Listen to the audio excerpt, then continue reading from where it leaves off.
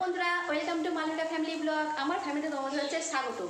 তো দেখো পুরো ঘেমে গেছি, বাইরে মেঘলা হয়ে রয়েছে, একদম গুমোট হয়ে রয়েছে। তো আজকে আমি চলেছি রান্নাঘরে, একটা রান্না তোমাদের কাছে রেসিপি হচ্ছে শেয়ার করবো, মানকচু চিংড়ি মাছ দিয়ে। তো চলো দেখে নাও আমি কীভাবে করছি। তো বন্ধুরা আমি এখন রান্নাঘরে চলে এসেছি। আজকে হচ্ছে মানকচু কাটা করবো। আমি মিক্সার মেশিনে হচ্ছে পেস্ট করে নেবো, ঠিক আছে? তো চলো ছটপট করে নিচ্ছি। এটা হচ্ছে মিক্সার মেশিনে বেটে নিয়েছি। আর কী কী দেবো দেখো, চিংড়ি মাছ ধুয়ে রেখেছি, আদা রসুন কাঁচা লঙ্কা বাটা, পাতিলেবুর রস, পেঁয়াজ কুচি, টমেটো কুচি। আর এই কড়াতে আমি মাছ ভেজেছিলাম, এই কড়ার তেলেতেই আমি ওটা করব। তো দেখে না আমি কীভাবে করছি।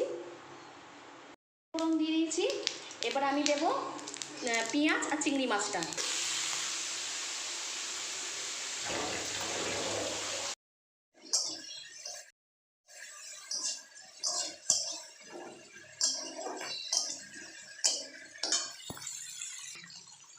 তো আমার চিংড়ি মাছটা ভাজা হয়ে গেছে, এবার আমি মানকচু বাটাটা আমি দিয়ে দেবো। মনে কিছু করো না, আমার তো ফোনের স্ট্যান্ডটা তো ভেঙে গেছে, তাই এক হাতে ফোন নিয়ে আর এক হাতে রান্না করতে হচ্ছে। তো খুবই অসুবিধা হচ্ছিল, তাও আমি তোমাদের কাছে শেয়ার করার চেষ্টা করেছি। দিলাম টমেটো থাকে তাহলে মার্জনা করে দিও, এটাই বলবো। তারপর দিলাম আদা রসুন কাঁচা লঙ্কা বাটা।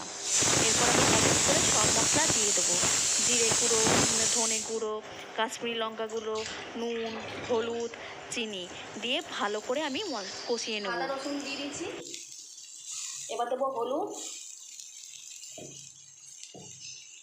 নুন দিয়ে ভালো করে অল্প জল দিয়ে কষাবো। আমার একটু কাশ্মীরি লঙ্কা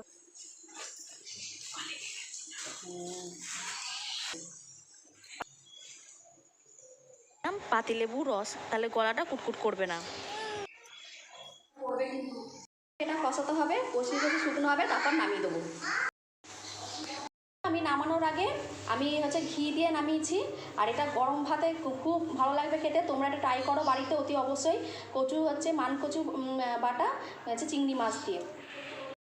তোমরা ভিডিও দেখে যদি তোমাদের ভালো লেগে থাকে অতি অবশ্যই লাইক করবে, কমেন্ট করে জানাবে কেমন লেগেছে। আর তোমরা বিশ্বাস করো এই রেসিপিটা তোমরা ঘরে ট্রাই করো, দেখবে খুব ভালো লাগবে। গরম ভাতে যে খাবে সে আঙুল চেটে খাবে। তো ভালো তোমাদের কাছে শেয়ার করি, যেহেতু আমাদের বাড়িতে হচ্ছে, তো সবটাই তোমাদের কাছে শেয়ার করি। আর অতি অবশ্যই আমার চ্যানেলটিকে সাবস্ক্রাইব করতে কিন্তু ভুলবে না, ঠিক আছে বন্ধুরা?